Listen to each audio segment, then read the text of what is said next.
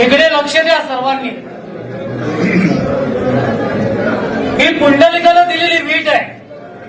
विठेवर देव उभे आहे. मुक्तिकेसी नावाची एक दासी होती. तिला आपल्या रूपाचा गर्व झाला होता. जेव्हा ती देवाच्या दर्शन झाली तेव्हा देवाने तिच्यापेक्षा नाव घेतलेले.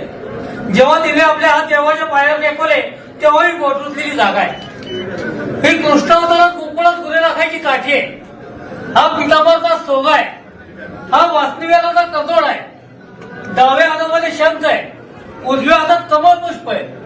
ही ब्रह्मदेवाने जन्म घेतलेली जागा आहे. हे अर्धांगिनी रुक्मिणीवासना स्थान आहे. हे मृगलांचन आहे. हा कौस्तुभमणी आहे. हे मकराकाल कुंडल आहे आणि शिवाकाल मस्तक आहे.